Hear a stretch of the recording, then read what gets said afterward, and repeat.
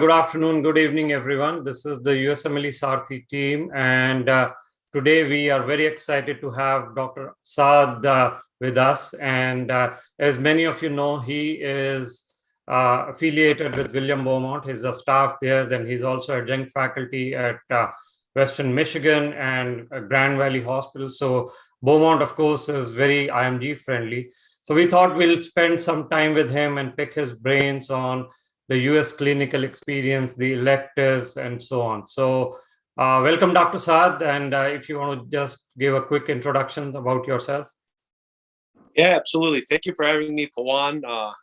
So my name is Dr. Abdul Hassan Saad. I am a physician here in Dearborn, Michigan. I opened my practice back in 2016. I graduated residency from William Beaumont Hospital myself in 2014. And then I stayed affiliated with the hospital through 14 up until now. And I opened a private practice that's affiliated with the hospital. And that opened in 2016. And then I've been working with USMLE, Sarthi, and mentoring students and having students rotate in my clinic for the last 3 years. And we've created a successful program here. My practice is a primary care practice, but we also do urgent care stuff, and we do addiction medicine. So we have, a lot of different variety of patients that coming in through the clinic. And our clinic is a teaching-based clinic. So a lot of patients come here already know that we're going to have students. They're going to have hands-on exposure. They're going to be able to see the patients, come up with diagnosis, take a history here in our clinic, and then they staff it with one of the physicians or mid-level providers. Okay. So that's kind of a background of what we have here. And just to clarify, the students have credentials at William Beaumont. So if they apply on time, they actually get to round at the hospital as well. We have our clinic at Dearborn affiliated with 2 local hospitals. One of them is also Garden City Hospital, which is IMG friendly. Right.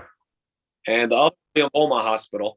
And we hope to get people reserved for their rotation with, at least 8 weeks before. So that way we could get the credentialing done.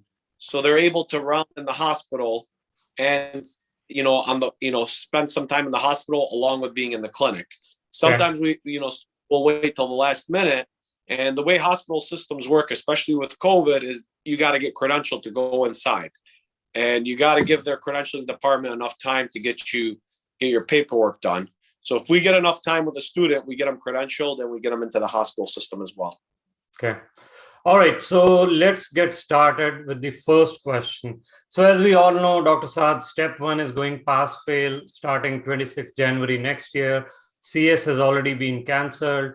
And the IMG competition is increasing. So tell us, in view of all this, how is the US clinical experience, the hands-on experience, whether in electives or externship, becoming more important for the match? You deal with program directors all the time. So tell us why US clinical experience is becoming all this important.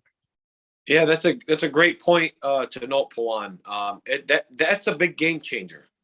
Once they are removing the score and just going to pass-fail, things need to differentiate you. And it's no longer your excellent board score because you just passed your boards. And so when I sit in with our house meetings at Beaumont Hospital in internal medicine and in family medicine, and we go over this, the program directors that we discuss with, like, what are you looking for in a candidate? They need good hands-on clinical experience. They need good LORs from providers with good examples of what they've done in their clinic, or what they've seen while they were being shadowed by the student.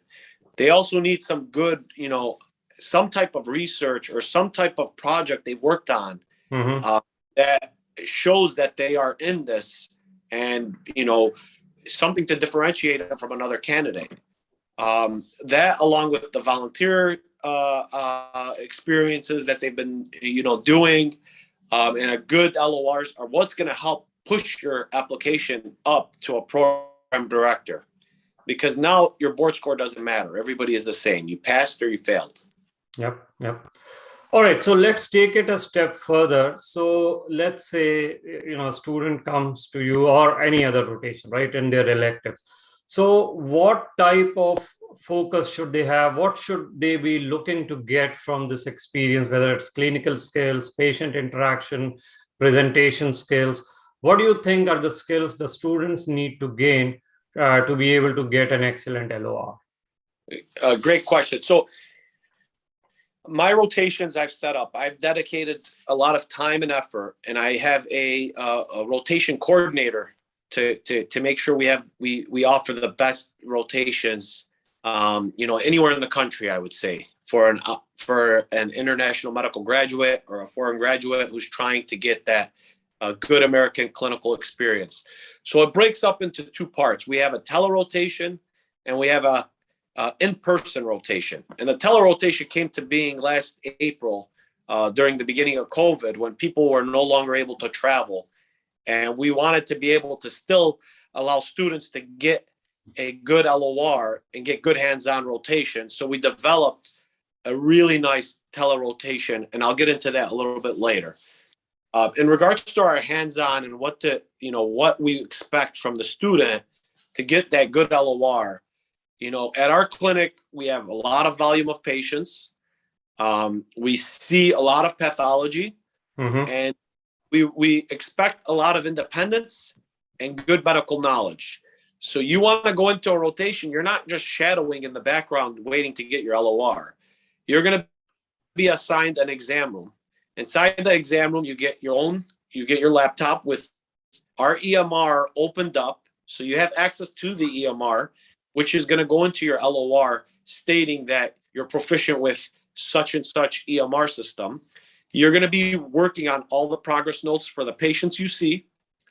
You're going to be doing all the histories and then presenting them to myself or one of the other providers. We have multiple providers working throughout the day. You're going to be doing some of the injections, some of the vitals, coming up with assessments, presenting a plan. These are all important to build your LOR. And then you're going to document everything that's agreed upon with you and your attending, just like a resident does. And then that letter or that note, that progress note, goes into your evaluation. Because at the end of the day, we have all our progress notes reviewed by the providers. We look at every line and we try to see if the student understood the case and if they did a good job documenting it, because that's what's required for a resident and when they get accepted. So we do that, and that goes into our evaluations of the LORs, how enthusiastic they are to see patients, how hard of a worker, if they're on time, if they're not skipping shifts, if they get along with the staff. These are all very, very important things that we look forward to. And then we make, our whole staff comes together, and the MAs, the front desk secretaries, the other mid-level providers. Hey, such and such intern excelled. They did great at this. They all are involved in the LOR, and they're all involved in the evaluation. So if you're going to do a hands-on rotation here, you're going to come and expect to be an all-star resident, working in order to obtain a really good LOR. Some students will come in and just think, I'm going to do this 4-week rotation, get my LOR and move on, and not give it what's expected. They're not going to get that LOR. They're not going to get that 5-star LOR that's going to, have the program director look at it twice and say, wow, who is this person? I want to meet this, medical student who's applying. So that's for our hands-on rotation. That's what's expected from our, hands-on rotation site. Thank you, Dr. Sarthi. So another question that comes up very frequently, many IMGs come to US for the first time, are not really used to dealing with the patients in the quote unquote American way. So how do we train these students to interact with the patients in terms of, you could get an angry patient, you could get an upset patient. How do we do that? Excellent question. These are ultimately my patients, and I want them comfortable too. Before I want the intern comfortable, I want my patients comfortable. I want them to keep coming back. So we've designed a way where we give the student a week out of the 4 weeks, the first week, to shadow another intern to learn how to document, to learn how to use the EMR, to learn what questions to ask, to learn how to do the physical exam portions. So we have that student for the first week actually being trained to take on the role by themselves. We don't just, the first day you come here, throw you in a room and tell you go see the patient. No, we give you 5 shifts the first week, and we sit there and we're training you and we're spoon feeding you and expecting you to learn. And it takes about 5 good shifts if you have the good medical knowledge of what's expected. And then you're going to be evaluated. Week 2 is going to be a little bit more. Week 3 and week 4, you're pretty much a senior. You're expected to do everything on your own and staff it with the attending. Okay, thank you. I am getting questions on the YouTube channel. So Revant, if you also want to just jump in, but Dr. Saad, this is for you. Talk to us about the letterhead, because there's a lot of questions. What letterhead matters? So I know your LOR comes on William Beaumont letterhead. In general, how important are the brand or the letterhead of the hospital? Yes, that's a great question. So letterheads play a role, but that's not the most important part of your LOR. The content of the letter is what's important. And I spoke to program directors, spoken to them, and yes, they want to see that good hospital letterhead. But if you don't have that good hospital letterhead, it's what's inside the letter that's really going to make a difference. The experiences, the examples, what you did to set yourself apart from other interns. So yes, the LOR matters, the letterhead, but once again, it's going to be, what you put, the content of the LOR that's going to truly matter. Okay. Another question coming on YouTube is, when should we actually ask for a letter? Because let's say we do a rotation in January, but the ERAS opens in June. And sometimes, the physicians and all tend to forget what we did. So what is your recommendation on how should students document and ask for an LOR? So that the best experiences get in the LOR without the physician and the team forgetting about the student. Great question. So I already, you're coming to do a rotation with me. You're coming to do it to get your LOR. I already know that. There is this, already agreed upon thing that you need an LOR. Now you got to work for it. I wouldn't come to me the first day and say, hey, I need my LOR. No, that's not how it works. You prove yourself worthy of that LOR.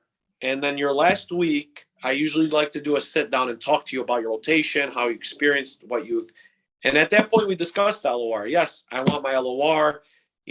I usually tell them we need a 4-week gap between when you submit the request through ERAS versus when I can upload it. It takes about 4 weeks. So give yourself that 4-week period from when your rotation ends to when you get it.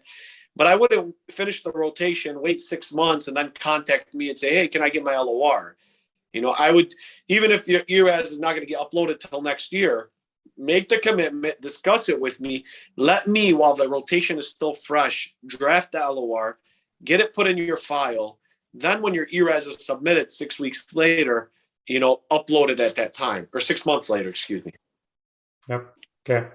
The other question, I know you're trying to integrate clinical experiences with research, which is a very powerful combination. So can you talk to us how you integrate the research with clinical experiences, and what can students expect as they come to your clinical rotation, but maybe even get research experiences? Yeah, so that's a great question. Then another thing that these program directors are going to be looking for, they're already looking for it, but they're going to be looking more for is a research, a volunteer experience that you did separate than a hands-on rotation that you've done that's going to set you apart. In my clinic, we're expanding. We have already done this. We've been doing this for over a year now, where we've been involved in different research trials. One of them is with Eli Lilly, where we did a COVID research trial for the IV monoclonal antibody infusion. So I recruited a few of the interns, a few of USMLE Sarthi students actually, to work with me. And although you don't get a publication because this is a 2-3 year trial, you get this on your CV. You get this to show a program director. You were involved in a research trial, and their role with me was to recruit positive COVID patients.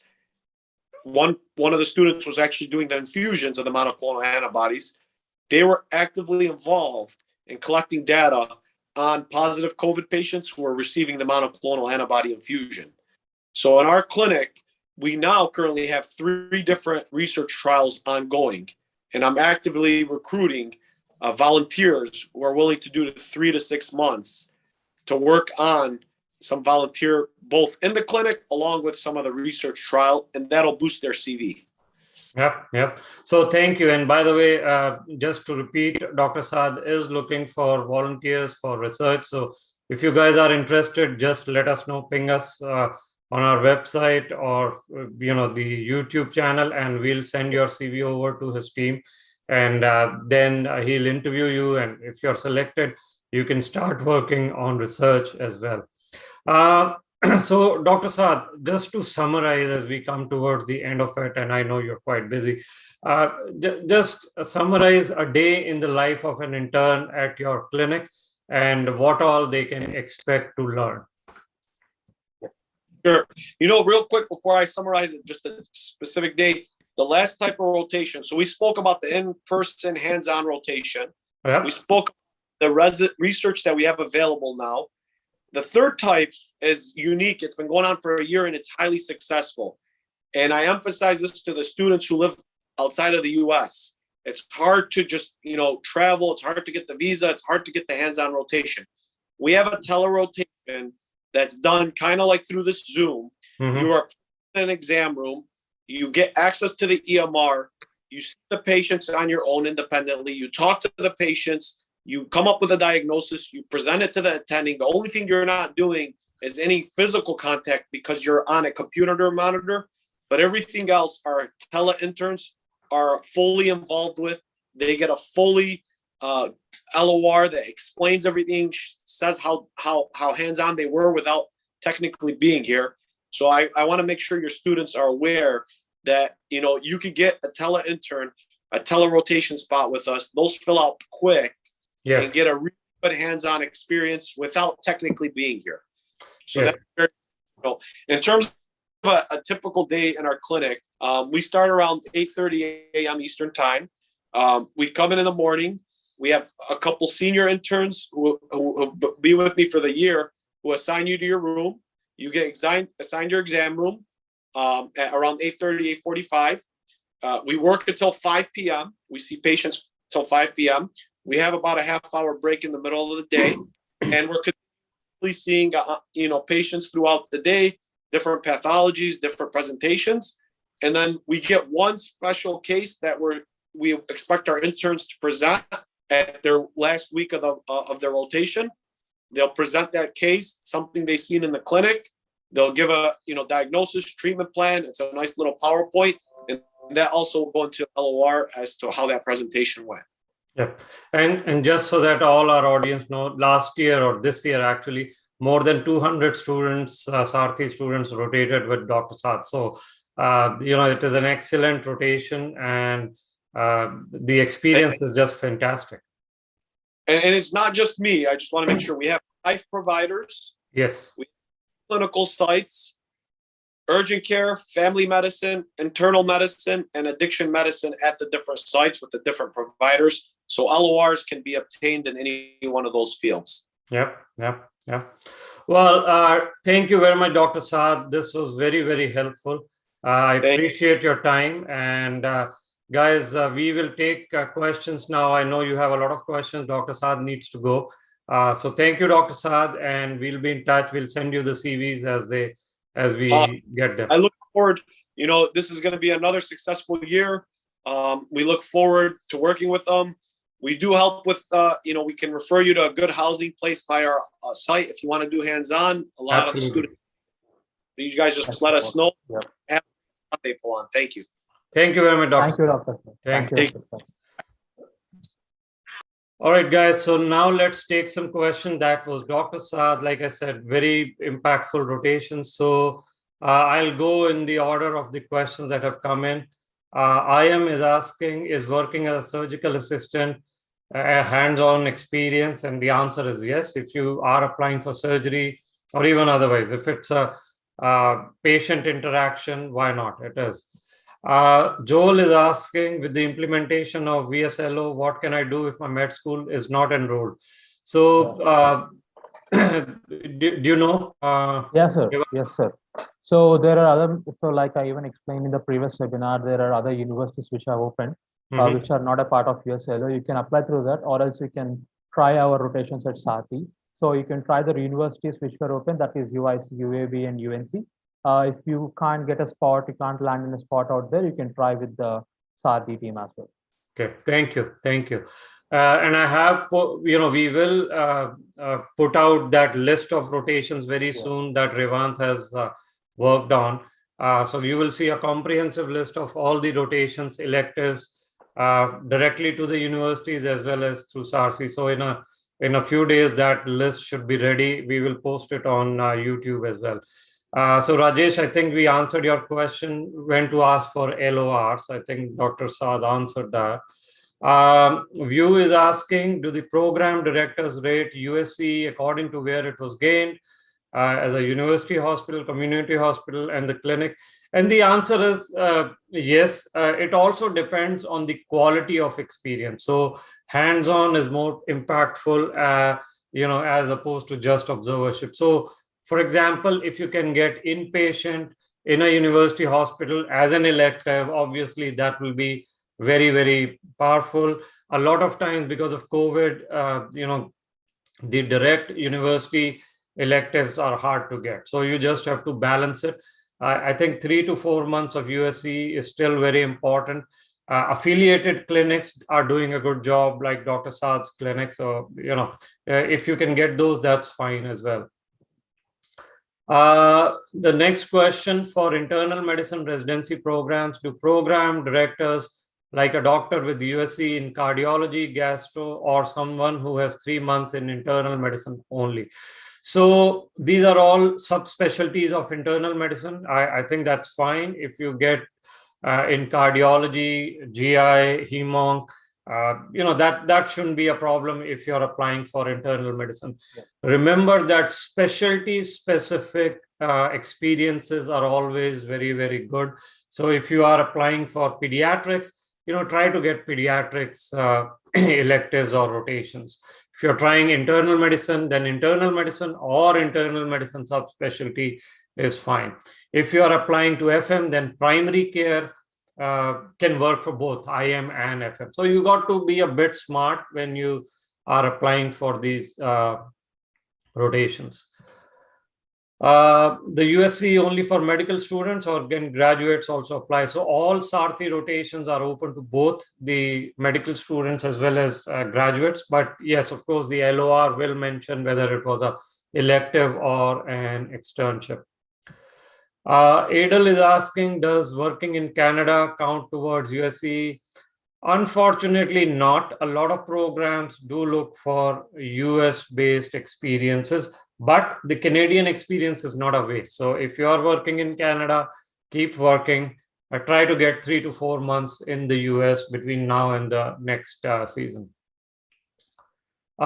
Which university is this research affiliated to? So Dr. Saad is affiliated with William Beaumont.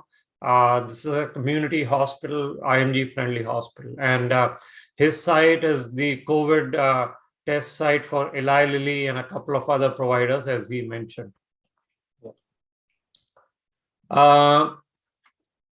Is staying in the hospital or clinic for longer hours, more than our shift, going to work in our favor? And the answer, Mehak Dagar is asking, and the answer is yes. The more the preceptor sees that you're working hard, helping others, maybe trying to learn new things, that's always a positive in the LORs. And many of these preceptors, like Dr. Saad, are well known in their area, in the community, Detroit and all that. So they talk to the program directors, all of them, not only him. They frequently talk to the program directors about the candidates, and it's always a good thing to stay back longer than your shift. Yes. Adel is asking if I've given my OET but planning for 2023 match, would it count? I think if you are already certified, you're okay. Otherwise, I don't know what the OET status is for next year.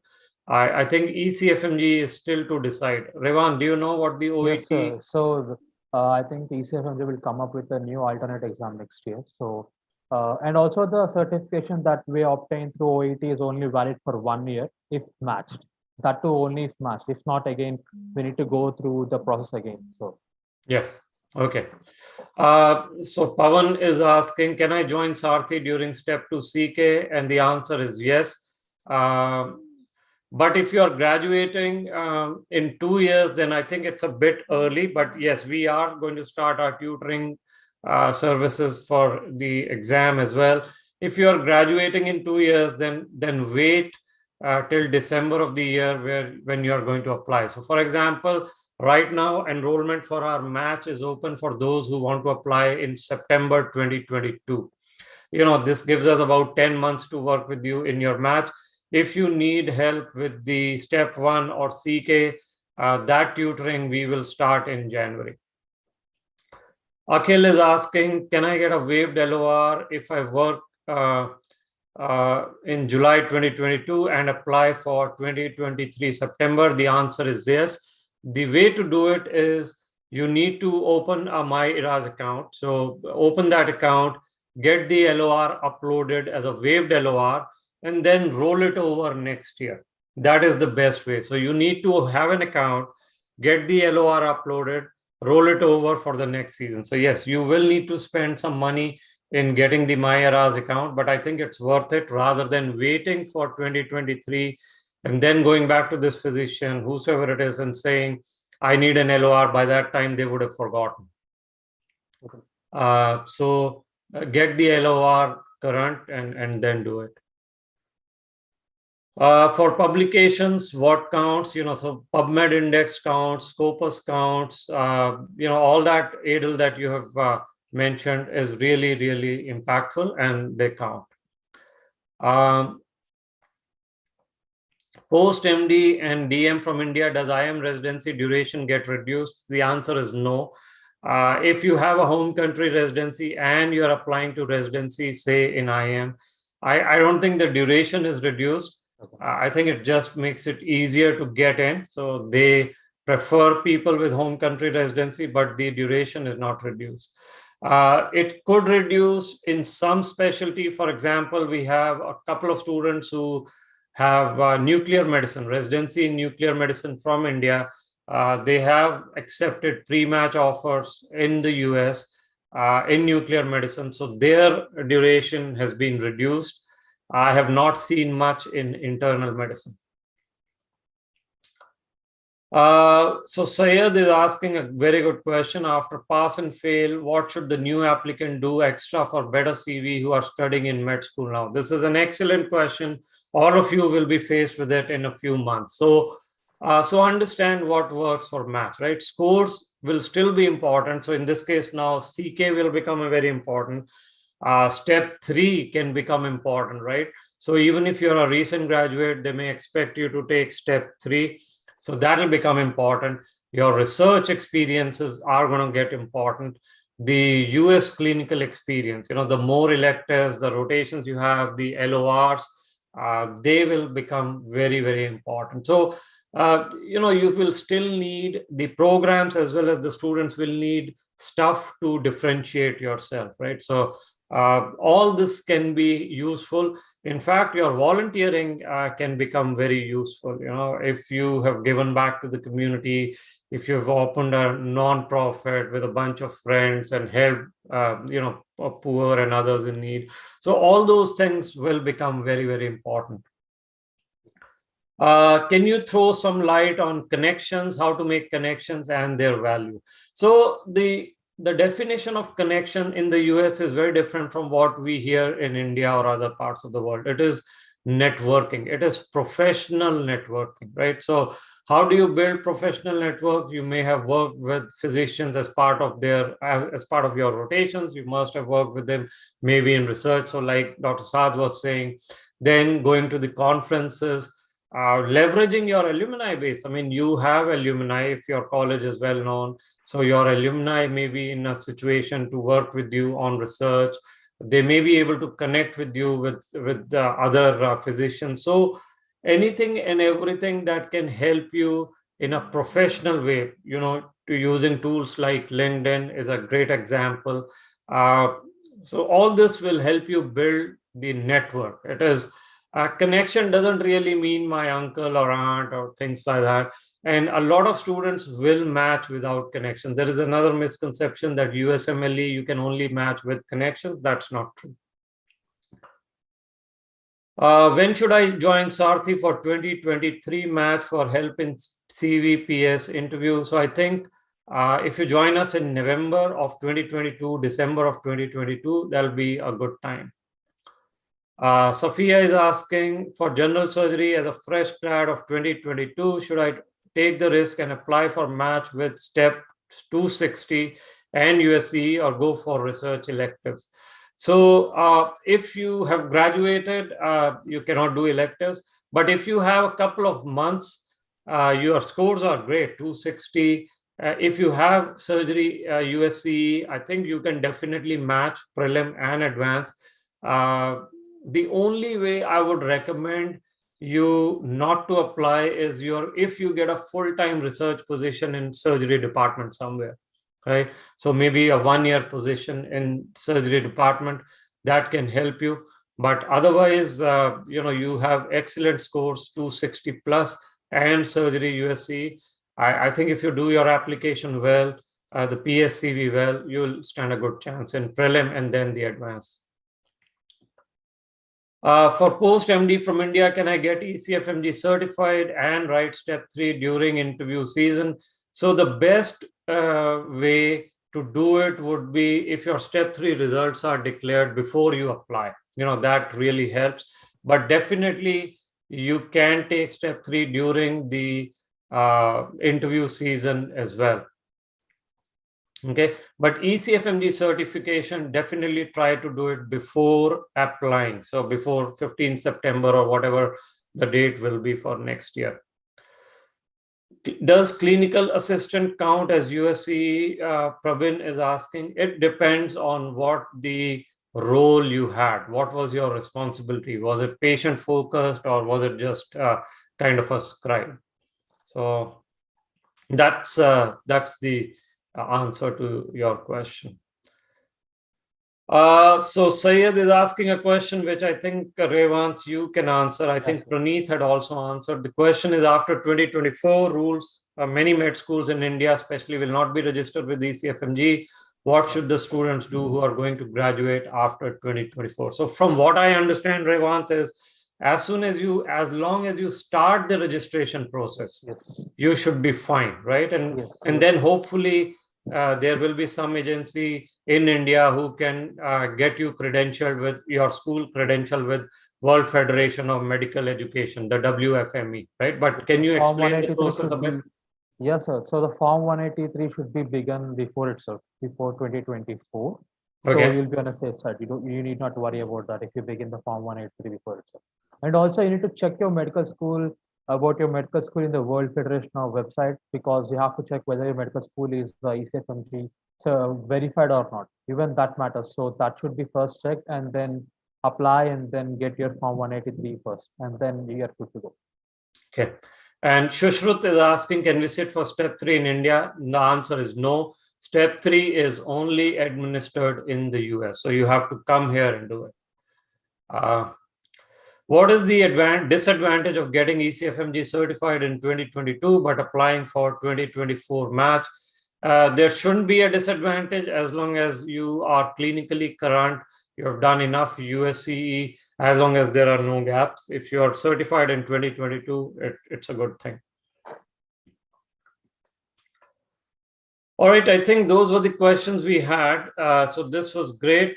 Thank you very much. We will continue these webinars, scratch to match, hopefully every week. We'll bring you new perspective, new experiences. So subscribe to the channel. And of course, we run a Telegram group. We, both for match as well as step 1.